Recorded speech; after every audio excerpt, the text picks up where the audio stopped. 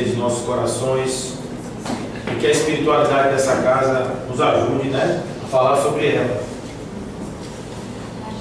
Eu estava aqui pensando, agora mais cedo um pouco, quando o Robson falava, a respeito dessa questão dos seminários que eu venho fazendo com ele. A gente faz um sorteio, quem vai falar primeiro. E eu achava que eu tinha azar, porque eu era sempre que começava. Hoje eu descobri que eu tinha sorte, porque né, a vontade de dar aqui é chegar assim e falar assim: bom dia, foi bom conhecer vocês, viu? Mas o que eu tinha que falar já foi dito, então, muito bem. Como esse assunto é um assunto muito grande, e a gente aprende, depois de fazer esse trabalho das doutrinárias e dos seminários, de que não adianta fazer planejamento, porque os planejamentos, eles são sempre diferentes do que é a execução. Então a gente pensa uma coisa, idealiza uma coisa, quando vai executar é tudo diferente. Então aqui, dentro desse âmbito, vocês trouxeram um assunto para a questão do animismo. Exatamente o que nós vamos falar é sobre essa questão do animismo e sobre a questão da mediunidade em si. Existe uma máxima da doutrina espírita de que todos os homens somos médiuns. Todas as pessoas, de alguma forma, têm a mediunidade. E a gente fica pensando assim: mas como assim eu tenho mediunidade? Que história é essa de mediunidade se eu não sinto nada? É como a moça chegou para Nivaldo certa feita e perguntou assim: seu Nivaldo, eu sou médium? Ele fez: depende. A senhora sente alguma coisa? Não. Então não é. Mas, seu Nivaldo, de vez em quando eu sinto os tremeliques aqui no braço, então é simples assim. Porque, na verdade, a mediunidade é de fato um atributo do espírito. O fato de nós termos o espírito e o espírito estar revestido de um perispírito, e aí é interessante a gente voltar a essa questão do perispírito apenas para dizer que o espírito vive em uma dimensão diferente da nossa dimensão tangível, essa dimensão que nós compreendemos. Por isso nós não enxergamos, por isso nós não vemos, né? Não enxergamos os espíritos, porque eles estão em outra dimensão, além da capacidade dos nossos 5 sentidos. Essa dimensão é tão diferente dessa densidade que nós temos, que é necessário um elemento intermediário para fazer a conexão entre o espírito e o corpo. E esse elemento intermediário é o perispírito. Portanto, todo espírito tem o seu componente semimaterial, que é o perispírito, que não somente lhe dá uma forma, lhe dá uma individualidade, como também permite que esse espírito se comunique com a matéria que ele anima. Somos todos médiuns de nós mesmos, para começar. Pensando na possibilidade de um corpo animado por um espírito que lhe induz um pensamento, um comportamento, todos nós somos médiuns de nós mesmos, para começar. O espírito nosso, o espírito, dentro dessa comunhão com este corpo que nos anima, é uma relação mediúnica. Eu achei muito interessante quando o Robson trouxe essa questão do dia a dia e as diversas possibilidades da mediunidade se expressar nos nossos comportamentos do dia a dia, das coisas que a gente pensa que são nossas, mas em verdade muitas vezes não são. O processo da mediunidade, ele sempre passou por um enfrentamento em relação à ciência, porque a ciência tem dificuldade de lidar com o intangível. A ciência normalmente lida com as coisas que cabem nos tubos de ensaio. Um espírito não cabe no tubo de ensaio. O espírito, ele não pode ser reproduzido como experiência num lugar e em outro lugar para ter o mesmo resultado. E aí a gente percebe muitas vezes o seguinte: um espírito que se comunique através de um médium, ele terá um determinado tipo de comportamento. Quando ele estiver com outro médium, aquela comunicação que ele deu ali vai parecer ser um pouco diferente. Aí você diz: mas como assim? Não é o mesmo espírito que está se comunicando? Essa é uma situação que foi colocada inclusive para Kardec ou por Kardec. Diz: como assim? A gente tem o mesmo espírito e muda a comunicação em função do médium? Na verdade, muda a forma de dizer aquilo. Um vai falar de um jeito, o outro vai falar de outro jeito, a mesma coisa. E é por isso que eles são diferentes. Então, dentro dessa relação da mediunidade com a ciência enfrentou a mediunidade do ponto de vista da sua explicação material. Lá no século XIX, e é uma outra coisa interessante dizer que não foi Kardec que inventou a mediunidade. A mediunidade já existia antes de Kardec. Na verdade, quando Kardec começou a pesquisar a doutrina espírita, ele pesquisa a doutrina espírita a partir de fenômenos mediúnicos, que eram as mesas que dançavam. A questão de Kardec era entender o que estava atrás daquilo. Como é que aquelas mesas se mexiam? Por que é que aquelas mesas dançavam e falavam? Quando Kardec foi convidado a primeira vez pelo senhor Fourtier, que era amigo dele, para ir às reuniões, ele não foi, porque ele disse: isso é magnetismo, eu já entendo disso, eu estudo isso há 20 anos. Mas quando o amigo disse: elas estão respondendo as questões, ele falou assim: não, então aí tem alguma coisa, porque mesa não fala. Então, se ela está falando, tem alguma coisa diferente que eu preciso compreender. E é justamente nesse processo de busca pelo fenômeno que Kardec se aproxima da doutrina espírita. Mas antes de Kardec, já existiam outras pessoas que estudavam isso e que trabalhavam nessa possibilidade em cima dos fenômenos que eram chamados de sonambúlicos, fenômenos do sonambulismo. O médium era considerado aquele que tinha um efeito de sonambulismo. Era feito por ele uma indução magnética, muito pelos magnetizadores, e ele evocava ou invocava em si uma entidade. Essa entidade era diferente da do médium. E aí se chegou à conclusão de que se o médium, que era uma pessoa que não tinha determinados comportamentos ou que não tinha determinados conhecimentos, começava a falar sobre coisas que não eram dele, obviamente que aquilo poderia ter vindo de outros lugares, de outros espíritos, de outras consciências, que estariam se manifestando nele a partir agora desta manifestação. Muito bem. Só que dentro dessa relação, o primeiro pensamento que se dá é quando você vê uma pessoa sem cultura, de repente começa a falar sobre coisas da ciência, é pensar que ali tem um espírito, é pensar que ali apareceu o espírito, incorporou naquela pessoa, e quando a gente pensa na incorporação, a gente pensa como ghost, que a mulher entra no cara, né, e o cara se balança, e daqui a pouco ele parece ser aquela pessoa que incorporou nele, né, a médium. Então, a gente pensa logo que incorporação é entrar na pessoa, e a partir daí, ele começou a falar como se fosse outro. Mas isso, de certa forma, começou a parecer estranho, porque parte daquela comunicação que era dada por esse suposto espírito trazia restos da pessoa que dava a comunicação.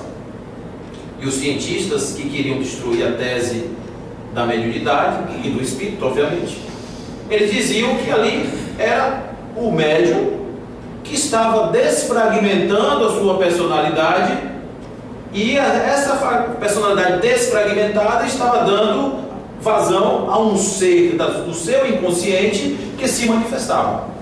Ou seja, aquela personalidade nova do médium era um outro dele. Era uma parte dele que estava no seu psiquismo, guardado no inconsciente, e que a partir dali ela ia se apresentar como se fosse uma coisa separada. Então a desfragmentação psíquica era a explicação de Jean-Martin Charcot, e depois de Pierre Janet, e depois de Freud, que começou a trabalhar nessa ideia de que no inconsciente nós temos a possibilidade da desfragmentação e a possibilidade de nos apresentarmos para a sociedade como coisas diferentes do que normalmente somos. É como se você tivesse dentro de você vários vocês. O eu, que é o eu mais interior, aquele eu verdadeiro, aquele eu espiritual, aquele eu que seria o nosso núcleo principal do nosso psiquismo, ele estaria se fragmentando em diversas possibilidades de existência, com personalidades diferentes. Hermínio de Miranda escreve um livro chamado Condomínio Espiritual, onde ele explica o fenômeno das personalidades múltiplas, onde esta pessoa começa a se manifestar como se fossem pessoas completamente diferentes. Os fenômenos mediúnicos começam a se misturar aí aos problemas mentais, aos problemas de ordem absolutamente comportamental, de formação da mente, do cérebro, essa mistura começa a acontecer de uma maneira extremamente intensa. Porque vai se pensar, por exemplo, que os médiuns são loucos. São pessoas loucas. Até pouco tempo atrás, se cria na ideia de que a mediunidade era um problema dos lobos temporais. Toda pessoa que tinha um problema no lobo temporal, que era uma espécie de tuberculose do lobo temporal, essa pessoa tinha um fenômeno mediúnico exposto, explicitado. Ou seja, a mediunidade, assim como o pensamento, assim como o ser, eram epifenômenos do cérebro. Essa é a forma como a ciência até hoje encara a questão da mediunidade e a questão das manifestações espirituais. Mas uma coisa interessante que vai acontecer é que um homem na Alemanha chamado von Hartmann, ele vai escrever um artigo sobre a questão das manifestações espirituais, e um outro homem vai trabalhar em cima disso, Aksakov. Aksakov vai pegar o trabalho de Hartmann e vai dizer assim: ah, é assim que você pensa? É isso que você entende sobre essa questão? Então eu vou agora mostrar, do jeito que você pediu, eu vou lhe mostrar como é que existem os fenômenos espirituais. Eu vou experienciar agora essas coisas que você pediu, eu vou te mostrar que existe. E começa a escrever um livro chamado Animismo e Espiritismo, aonde ele trabalha na ideia de que todo o processo espiritual é explicado a partir do animismo.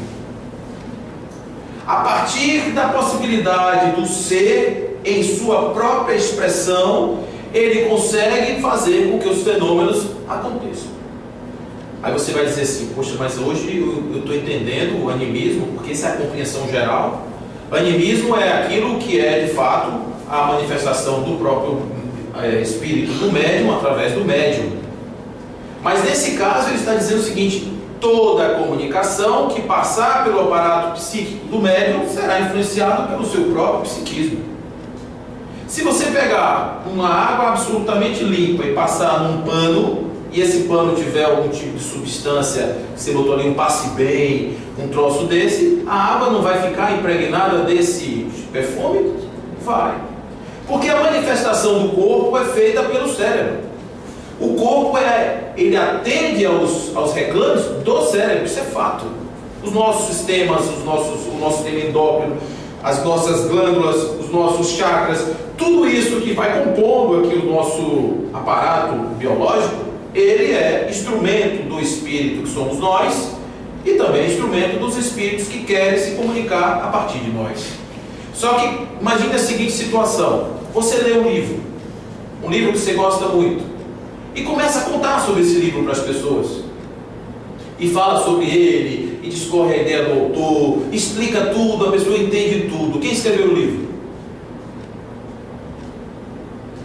O autor. Quem explicou? Você. Então, repare, a mensagem ela é preservada na medida em que eu, na minha forma de explicar, eu não tento alterar. Então eu recebo uma comunicação e passo a comunicação do jeito que eu recebi. Agora eu vou usar o quê?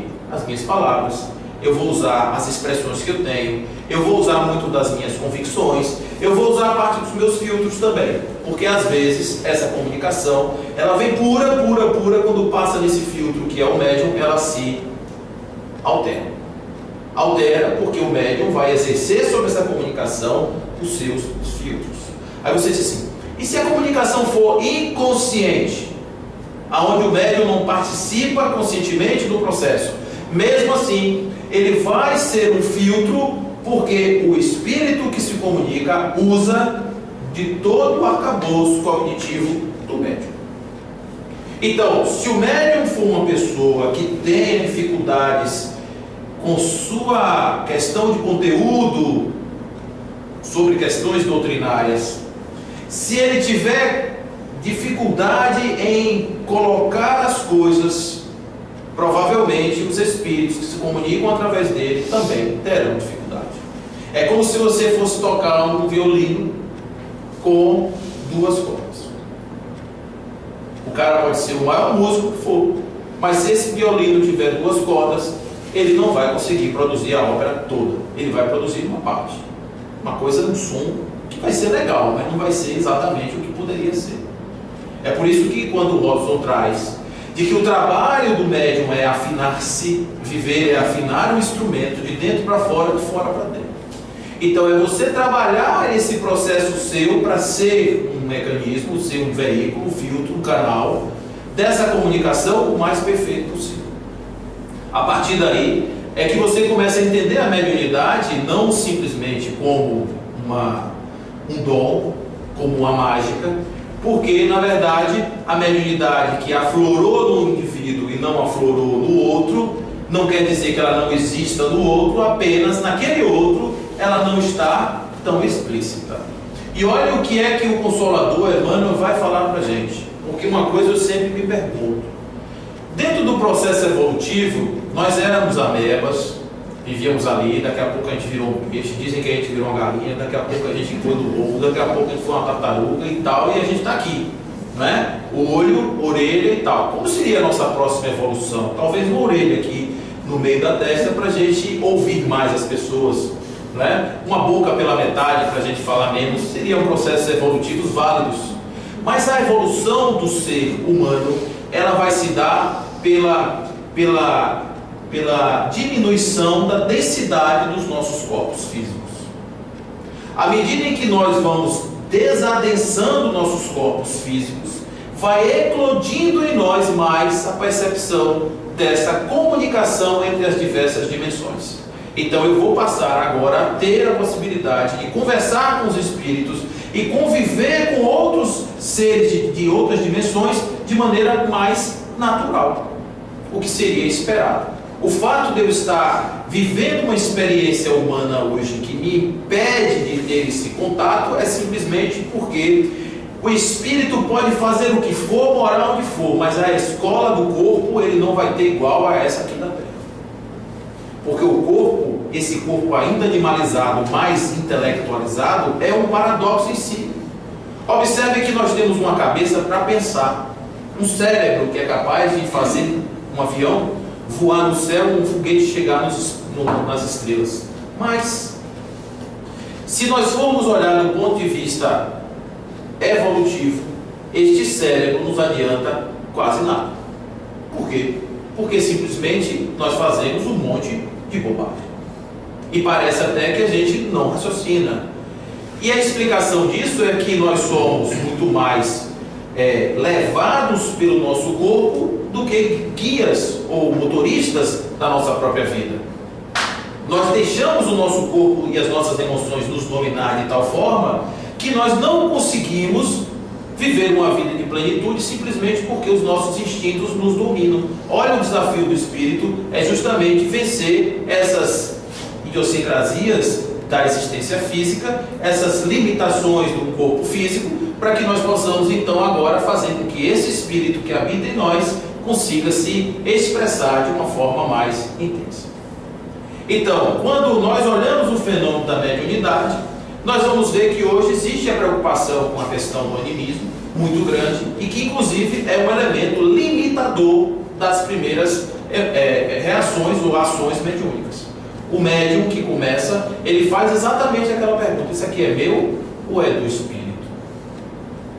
Então é meu, eu não falo. Por que eu não falo? Porque aqui só tem gente boa. Aqui não tem ninguém querendo ganhar uma grana com mediunidade. Ninguém quer ser mais, né? Quando o pessoal pergunta assim: Paulo, você é médium? Eu digo: não, sou mínimo. Médium talvez um dia, né? Mas hoje mínimo. Então, como a gente tem essa vergonha de passar vexame, para ninguém nos dizer depois: ah, o embusteiro do Paulo está ali falando umas coisas e tal, a gente fica calado. E o que é que faz, na grande maioria das vezes? Abandona o processo da educação mediúnica. Por medo. Medo de quê? Medo de quê? O Robson trouxe aqui.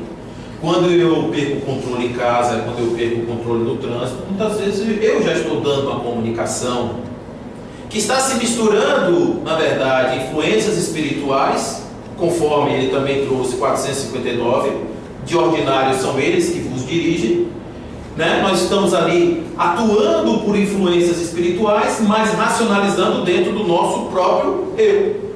Porque nós temos a prioridade de dizer sim ou não. Se eu tiver vontade de chutar a canela de alguém, essa é uma vontade que eu posso estar morrendo de vontade, mas eu ainda tenho a prerrogativa de dizer, não vou fazer isso. Se eu faço, é porque eu quero fazer. Se eu faço, é porque minha vontade de fazer foi maior do que a limitação de não fazer. Então, por isso é que esses espíritos que eventualmente sopram nos nossos ouvidos, chute a canela, sorriem muito quando a gente chuta. Então a gente fica pensando nessa questão da preocupação do animismo, e a resposta que é dada hoje é o seguinte: toda comunicação tem animismo. Ponto. A questão é se você vai alterar o que o Espírito está te dizendo, ou se vai aproveitar aquilo para mandar recado. Então, eu estou aqui fazendo um atendimento espiritual. Chegou uma pessoa que eu não gosto muito.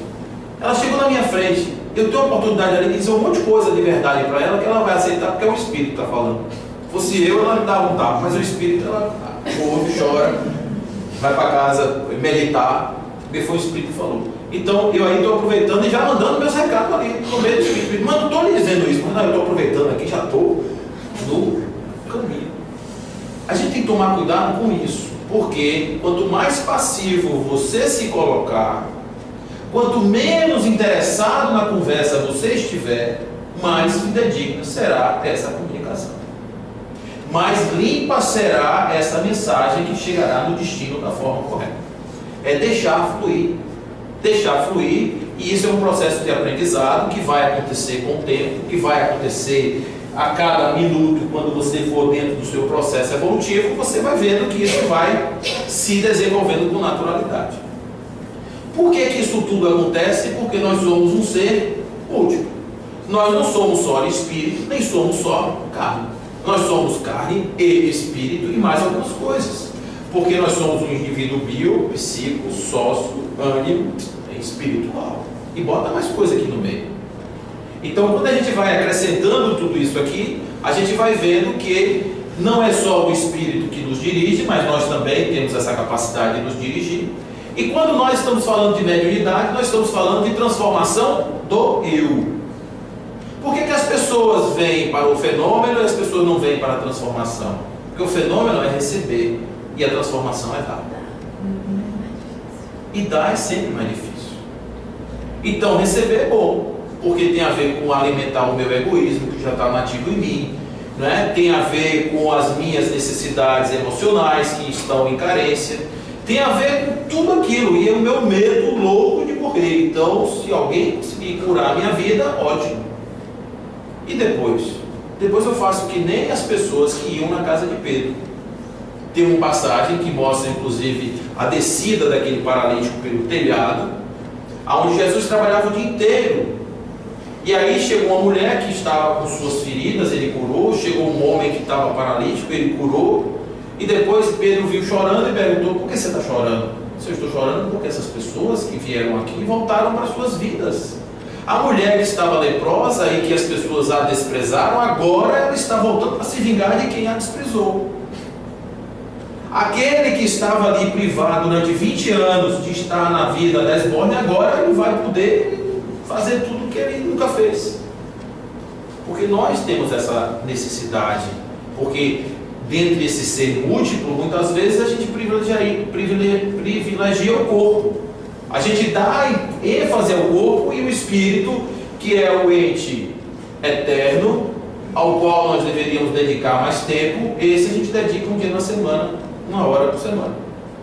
A nossa aeróbica espiritual é feita quando a gente vai numa meditação, quando a gente vem numa doutrinária, quando a gente vai para um trabalho, toma um passo, enfim. Ali é um pequeno exercício de quem não está exercitando o seu lado espiritual. Deixa o espírito crescer a partir dos seus embates com a vida social, com o corpo físico. Isso é muito complicado. Porque quem vai ficar depois da morte é o espírito. O corpo fica, né, ali na sepultura, bonitinho, bacaninha ali, né, já comidinha ali dos bichinhos.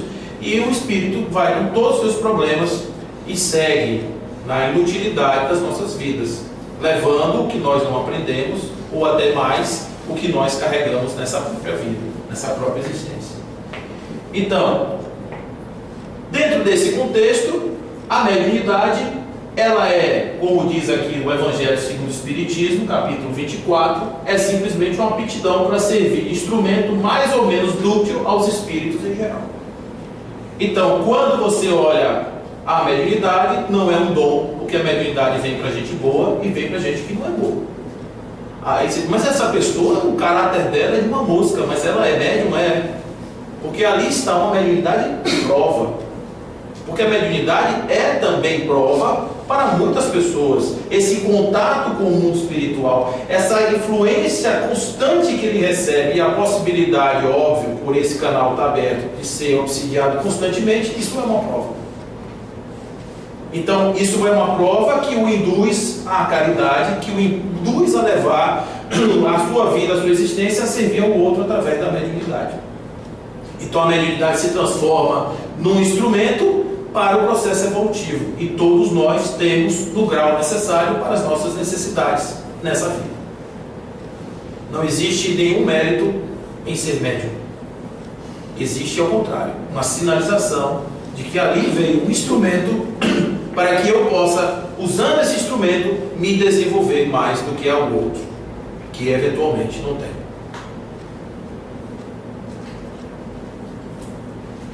O médium, do ponto de vista físico, ele é esse sujeito, tem essa cabeça azul, e aqui dentro nós temos um cérebro que é uma estrutura que nos foi dada há mais ou menos 50 mil anos, especificamente essa parte de cima.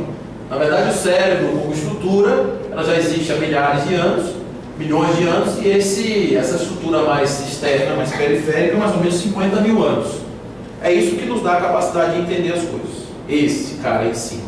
É por isso que o espírito que vai habitar o corpo físico, ele é agora um espírito com E maiúsculo, ele é um espírito que está dotado de um princípio inteligente para que possa usar esse aparato físico de forma eficiente. Mas tudo passa por aí. Eu tenho uma influência espiritual. Essa influência espiritual ela é feita não do ponto de vista do espírito que entra no corpo, mas que se junta a partir do que se chama de imantação perispiritual. Um espírito encosta no outro, através do perispírito é que essa comunicação acontece entre espírito e encarnado. Então, o processo mediúnico se dá através do perispírito, dessa confluência perispiritual.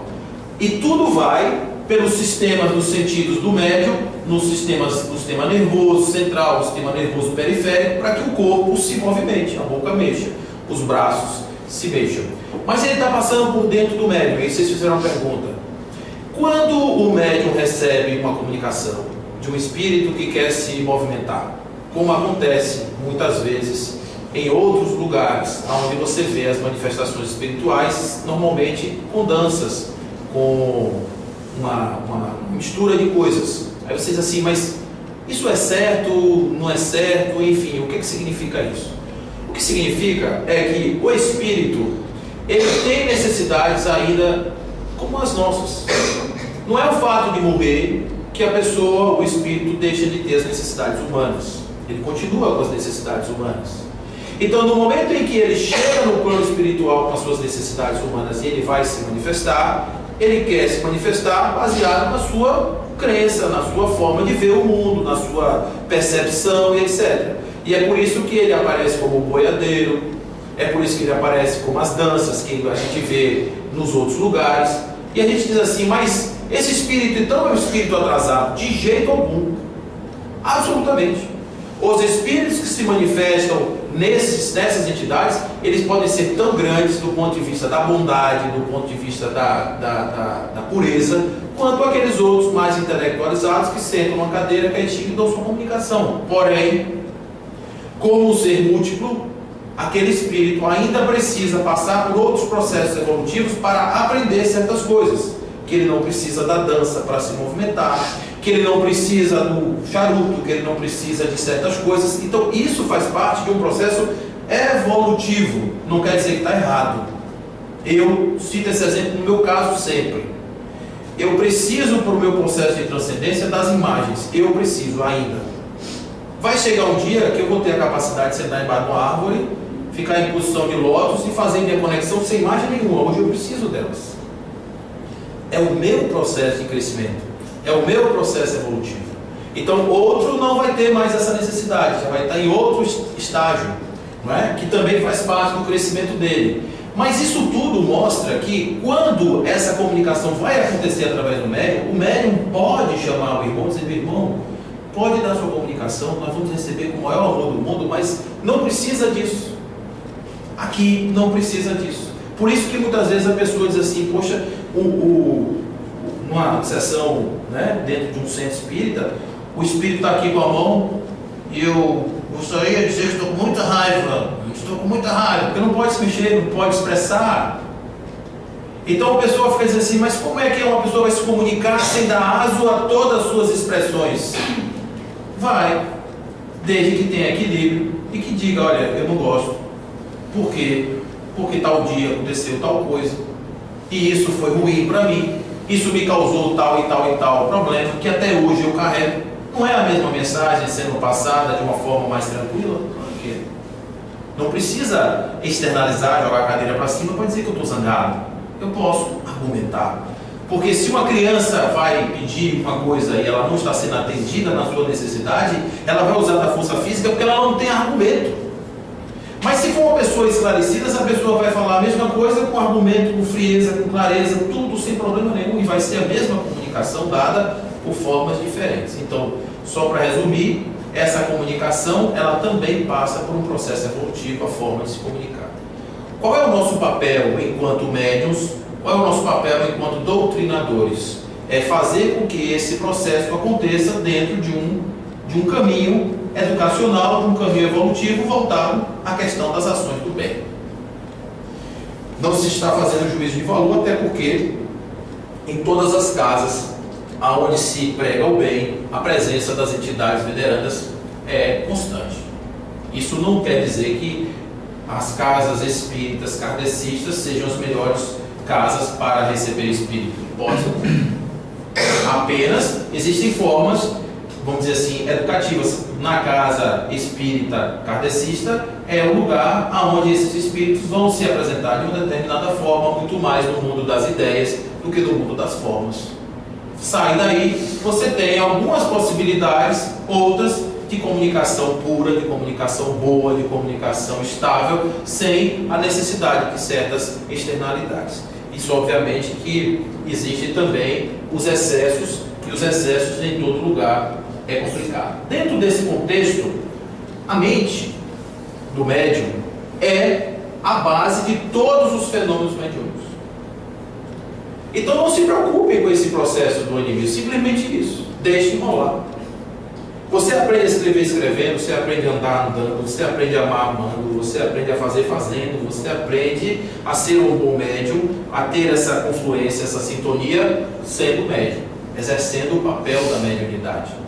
Então é a partir desse desenvolvimento que você vai se tornar um médium melhor, ou um médium menor, um médium estagnado, se você não usar essa mediunidade, não desenvolver essa sintonia. A psicografia, por exemplo, é um trabalho que é feito do exercício. Divaldo trabalhou 15 anos com Joana. Um dia ele estava com um baú cheio de coisa. A Joana falou assim: ó, rasgue tudo. Minha irmã, como é que eu vou rasgar tudo? 15 anos de trabalho. Não, pai, é tudo estudo. Não é? Então, a gente tem uma amiga que pinta. E ela disse: olha, quando eu comecei a pintar, era tudo garrancho. Ela riscava, botava lá os garranchos, e o espírito dizia para ela: vá, faça, persista, persista, persista, persista. E ela conseguiu aprimorar o processo de desenvolvimento. Lá no congresso foi apresentado o caso de uma moça que tinha um problema de depressão já de muitos anos, de 20 e tantos anos. E um dia ela recebeu uma orientação espiritual de desenvolver o processo de arte, de aprender a pintar, e ela foi desenvolver, ela já fazia isso, mas fazia sem técnica. E ela foi para uma escola de pintura que ensinou técnicas para ela. O segundo quadro dela, se eu visse na rua, eu achava que era de uma pessoa que já pintava. E aí o processo é evolutivo e cresce. Outro dia na internet apareceu uma menina também que começou desenhando rabisco, e hoje com 12 anos os quadros dela já valem $100 mil. Que são quadros de uma natureza que não existe na Terra. de personagens que não existem. Inclusive, o que ela gosta de pintar muito é Jesus. E o quadro de Jesus é muito lindo, porque ela diz que o vê com frequência. Uma com os olhos claros, uma parecendo uma lourinha, né? Isso. Ela tem 12 anos e tal, e pinta, a casa dela é cheia de quadro e tal. Então, esse tipo de situação mostra que o processo de desenvolvimento da mediunidade é evolutivo. É como se você tivesse dentro do seu cérebro que desenvolver uma habilidade, né, uma habilidade manual, porque nós não somos robôs, não, gente. Sabe? Do espírito entrar e a partir daí é outro corpo, é outra coisa. Não, é o mesmo psiquismo, é o mesmo corpo, são as mesmas limitações. Não é? Uma pessoa que tem um problema de paralisia nas pernas, o espírito pode não conseguir fazer aquela pessoa andar porque está incorporada. Ela vai ter as mesmas limitações dos sinais elétricos da medula que não estão chegando ali no processo da locomoção. Oh. E não está ligado aqui, não? Está encaixado. Oh, gente, como diz o bom pai.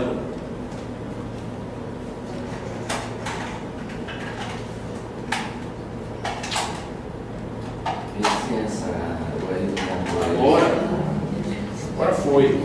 É um problema de tomada, tá vendo? A tomada não era um médium muito bom. Estava recebendo as influências da Coelba, mas não estava deixando passar. Olha que exemplo maravilhoso. A tomada não estava boa. Então a Coelba estava bem. O estabilizador estava bem. O computador estava esperando. Mas a tomada não deixou passar. O animismo dessa tomada foi demais. Ela disse: não quero trabalhar hoje, que hoje é domingo. E não se trabalha de domingo. Foi o que ela estava dizendo aqui. Tá. Ok, gente? Então, na verdade, assim, o corpo humano e o atributo humano da mediunidade será sempre preponderante em relação à comunicação.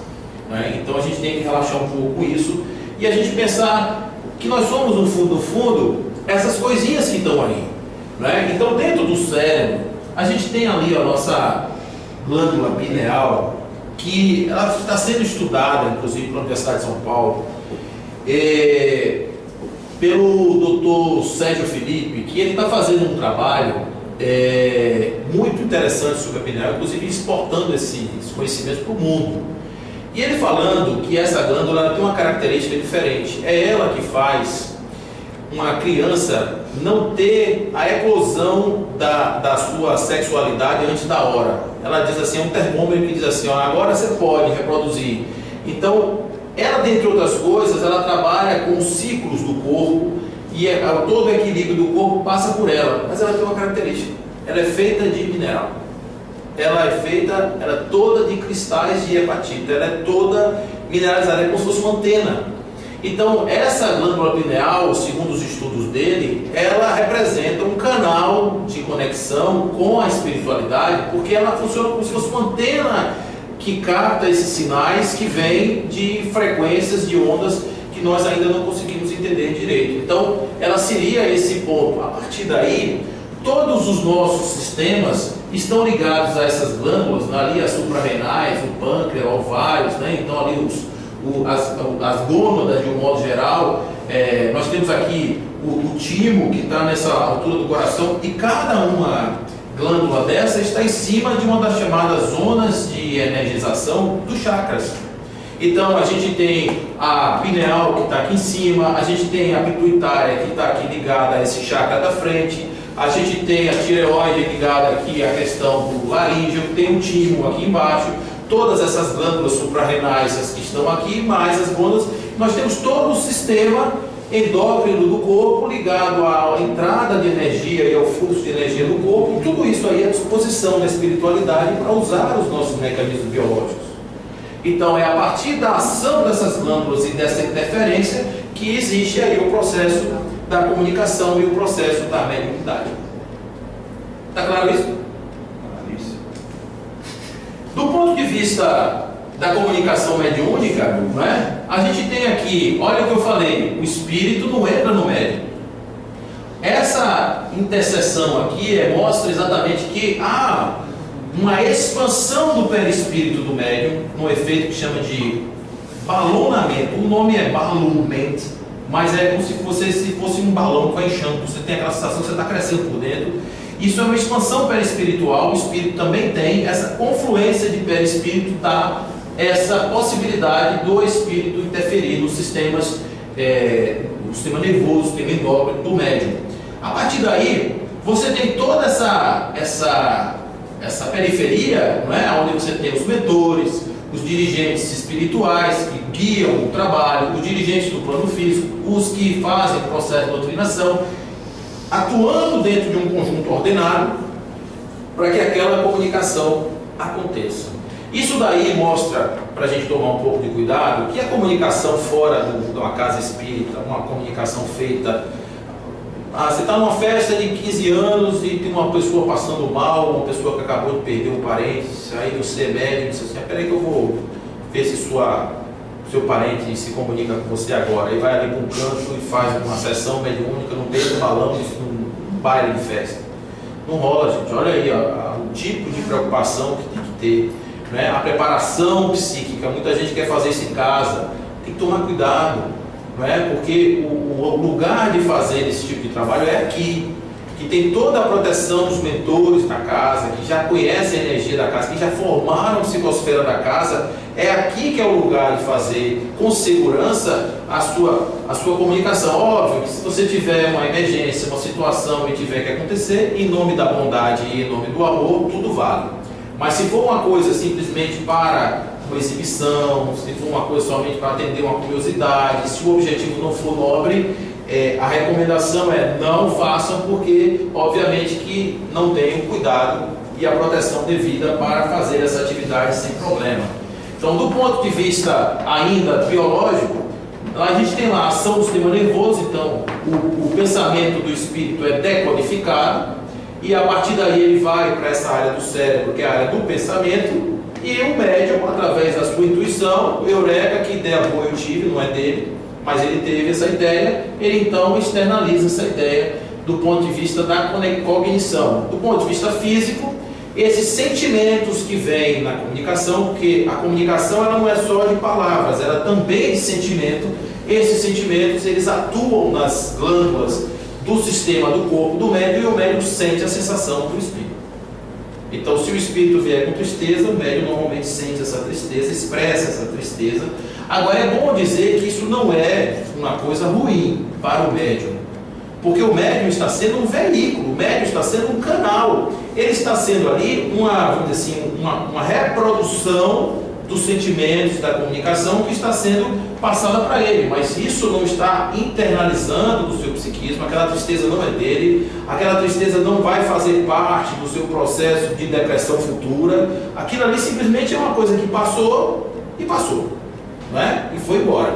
É por isso que quando a gente termina um trabalho de mediunidade, você não deve sair daqui lembrando do que aconteceu, nem sentindo as coisas, né? Passou, é ali, eu sou uma caneta, a caneta escreveu, seja lá o que for, botou a caneta do lado, a caneta não sabe o que escreveu, nem quer saber, ela é simplesmente um objeto, e o médium tem que se colocar dessa forma. Então, essa transmissão no sentido da cognição, no sentido dele ser uma comunicação compreensível, e bem como essa comunicação emocional, ela vem por conta dessa sincronicidade entre o perispírito do espírito que quer se comunicar, do médium, e toda essa confluência orgânica. Aí é uma pergunta que com certeza todo mundo faz: por que é que o espírito precisa incorporar no médium? Por que é que o outro espírito, que tem a grandeza muito mais do que o médium, não pode chegar no espírito do espírito e falar tudo que o médium falaria ou o doutrinador falaria? O que vocês acham? Por que ele tem que ouvir de um doutrinador humano a doutrinação, de que ele tem que repensar a vida dele, que ele tem que seguir um caminho, que ele tem que ir para um lugar de luz, que ele tem que ir para um jardim florido, que ele tem que ir para um hospital, enfim? Por que ele tem que ouvir esse nome? Ele também materializado. Ele tem a questão do choque anímico, que esse processo de conexão vai trazer a ele um choque anímico, que esse choque anímico já dará a ele uma tranquilidade, né? E também é o que... Qual é o seu nome? Marilise. Marilise? Maria. Marilise. Marilise, mas chama de Mari. Mari, pronto. Então, o que Mari falou. Então, ele está materializado e ele precisa ouvir a voz de uma pessoa. Vocês já imaginaram o que é isso? A pessoa tem consciência que eventualmente não está mais entre nós, mas precisa ouvir uma palavra falada, vibrando no ar, como se ele ainda tivesse tímpanos, ouvido, tudo funcionando como se ele fosse encarnado. Até para trazer ele para uma outra realidade, para que ele tenha percepção de sair daquela condição. Exatamente. Ver. Ver. E sentir. E sentir também, porque quando ele está nessa confluência do corpo, ele está sentindo. Aí nessa hora que tem a responsabilidade do doutrinador, né? Uhum. Tem a atenção, o carinho de escutar o espírito. Porque infelizmente acontece muitas vezes do espírito demorar de se expressar e o doutrinador querer que o espírito deixe o médium. Uhum. Aí, né, muitas vezes, durante o trabalho, o espírito não conseguiu se comunicar direito. Ele vai e volta, acontece isso, não acontece. É por isso que existe a responsabilidade do doutrinador, como se comunicar com o espírito. Agora deixa eu falar uma coisa em relação a isso que você está trazendo, que é muito importante. É extremamente importante a disciplina dos dois lados. A disciplina do doutrinador de estar na hora certa, de fazer o trabalho certo, de se dedicar, de estudar, de fazer tudo, mas a do espírito que se comunica também, em saber que ali existem outros espíritos que vão se comunicar e ele não tem a noite toda para ficar tentando. É uma forma até dele se esforçar mais. Então, quando ele tem aquela oportunidade, não é simplesmente ele perdeu, tem um tempo. Então, você terá 5 minutos para se expressar. Então, ele, em 5 minutos, ele não se expressou, amigo, volte, você terá mais 5 minutos em outra oportunidade. Isso não é nenhum problema. Porque se você não fizer isso, imagine que você não conhece a natureza do espírito que está ali se comunicando. Ele pode ter uma dificuldade e levar anos para conseguir falar. Então, 5 minutos a cada sessão, um dia ele vai falar. Né? Então, é importante a gente perceber que o atendimento do espírito tem um caráter doutrinário, tem um caráter de doutrinação, também na disciplina. Né? Então, do mesmo jeito que a forma de se expressar é um processo de doutrinação e educação, os horários, o ciclo, as oportunidades que são dadas para um têm que ser exatamente as mesmas dadas para outro. Me lembro do próprio filme, o livro Nosso Lar, que Robson traz,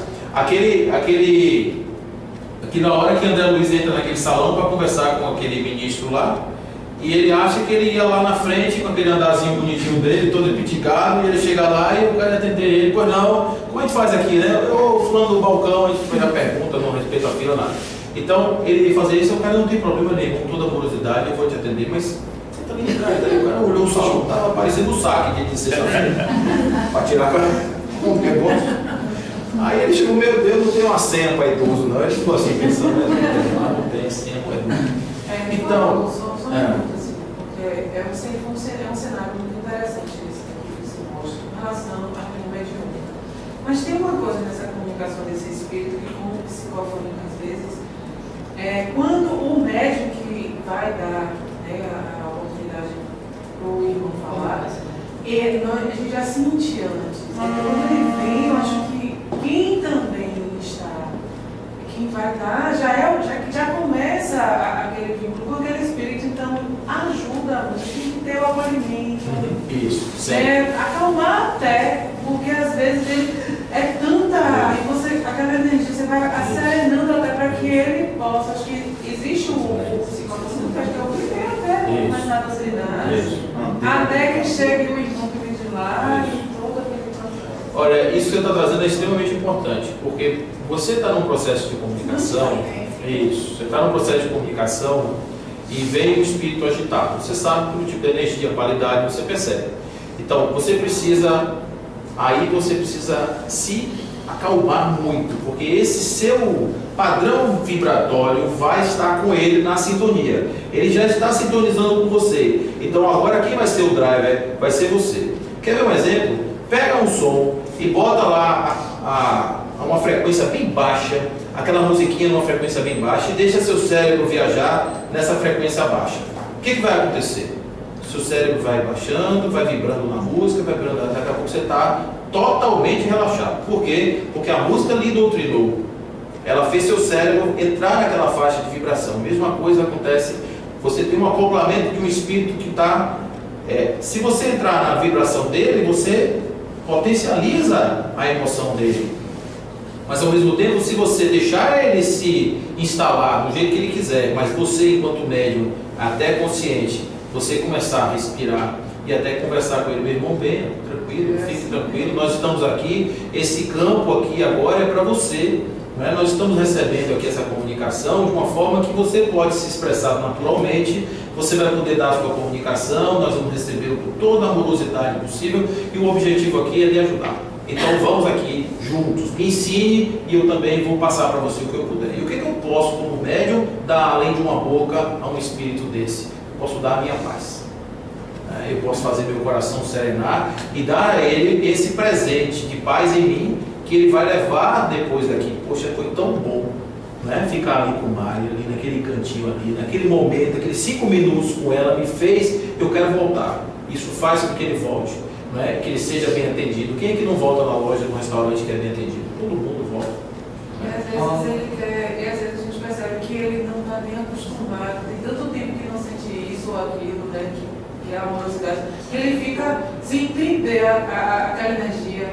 Ele fica, o que é isso? O que é isso? É possível? Como? A gente diz, pode, você vai conseguir. E é possível, ele vê que é possível, vai vendo ali no processo. Gente, isso é de um.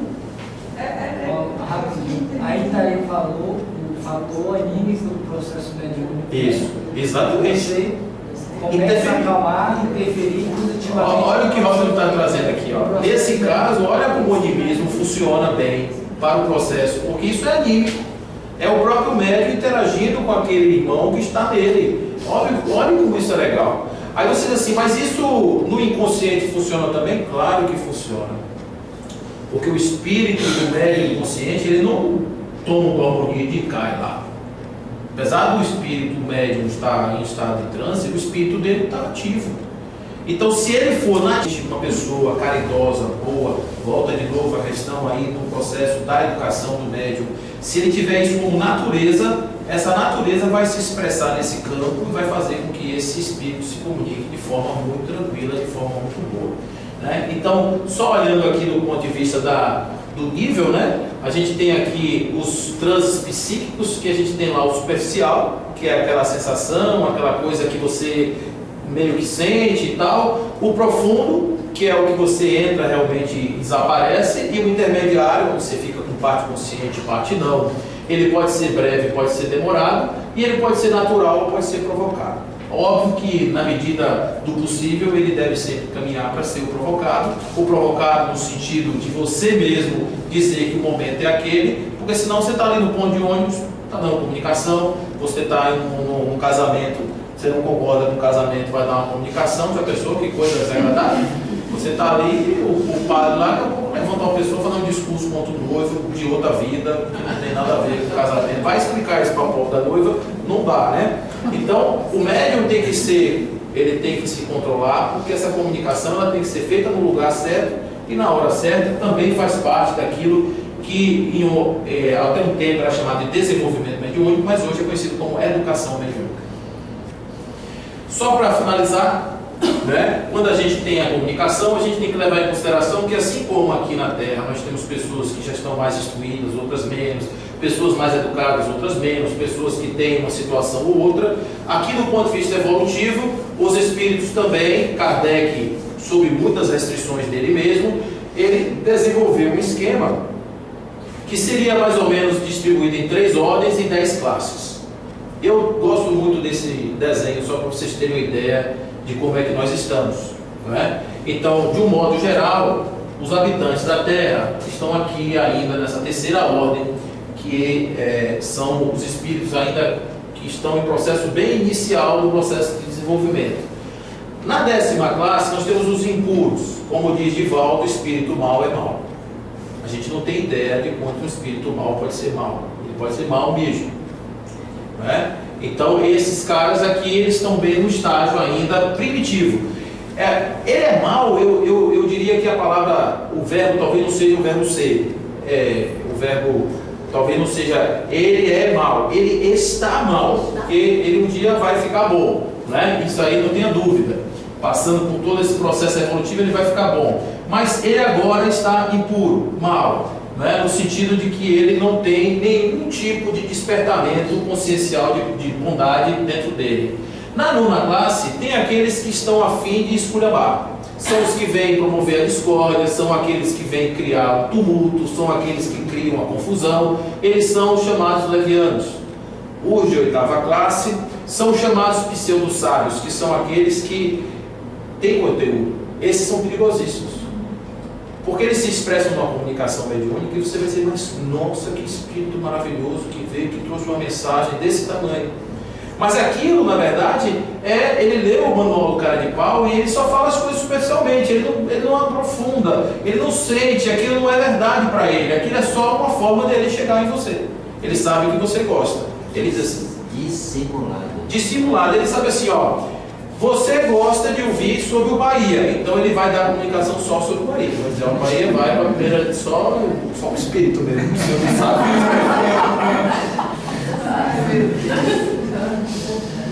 Bom, mas tem o de sétima classe que eu gosto muito.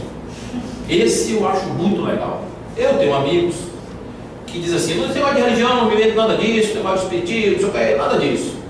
Eu não faço nem bem e nem mal.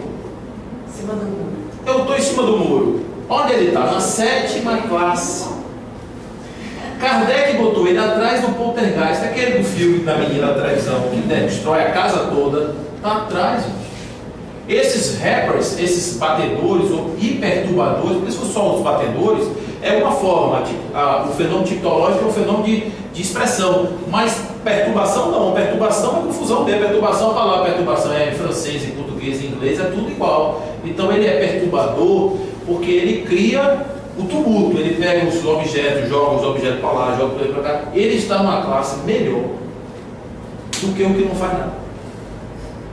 Porque, sabe por quê? Aí eu já me parei, ele está expressando já o seu sentimento, ele está colocando, ele está vivendo de uma forma real as suas necessidades.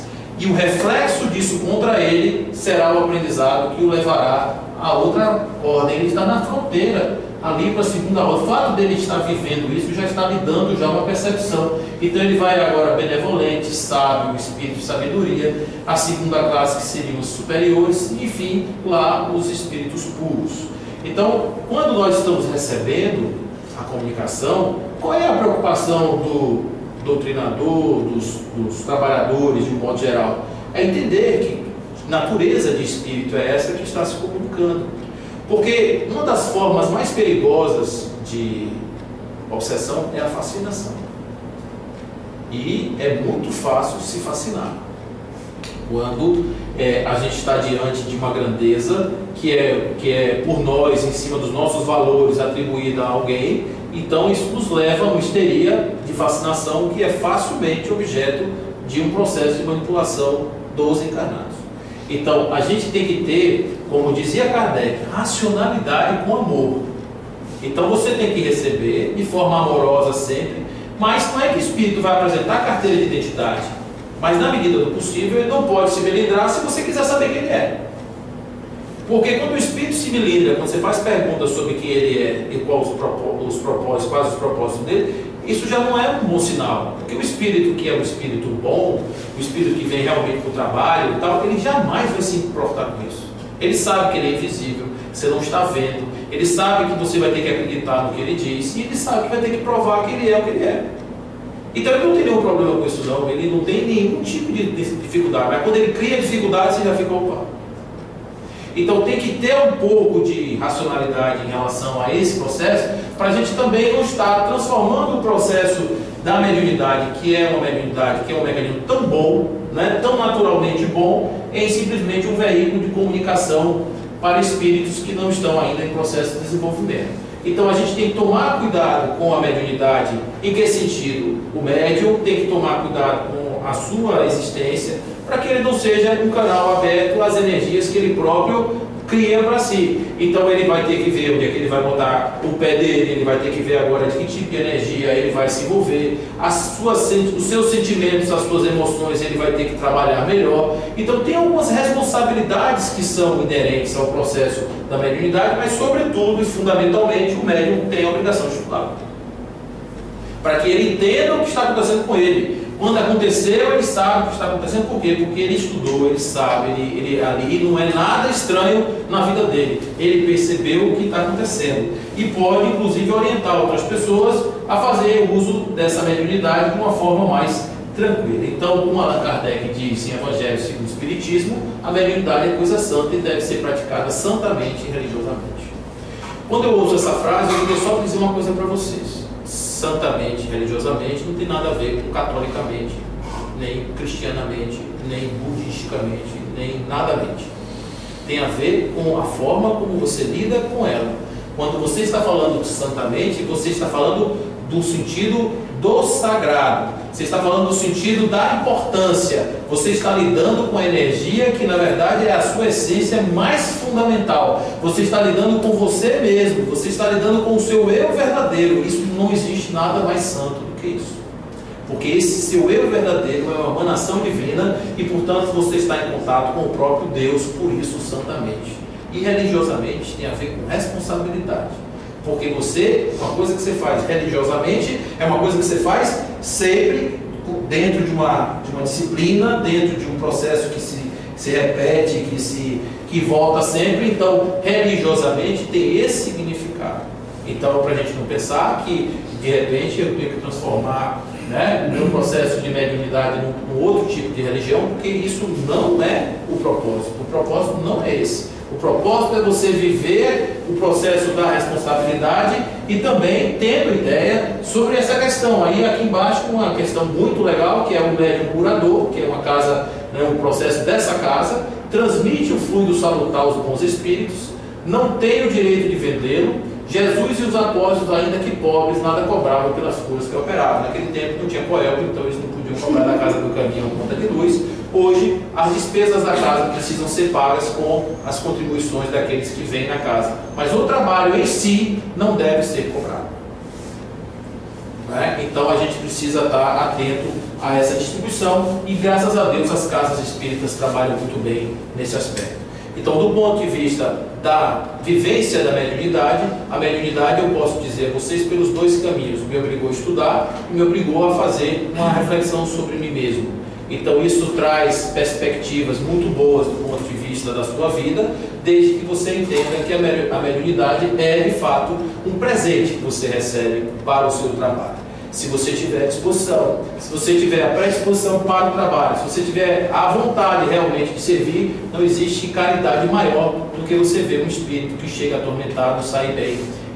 Você fica pensando, e eu sempre penso assim, se algum dia eu estiver realmente muito mal no plano espiritual, que eu espero que nunca aconteça, mas se algum dia acontecer isso comigo, a coisa que eu mais vou querer é chegar numa casa, ser recebido com amor e daí sair para um lugar melhor.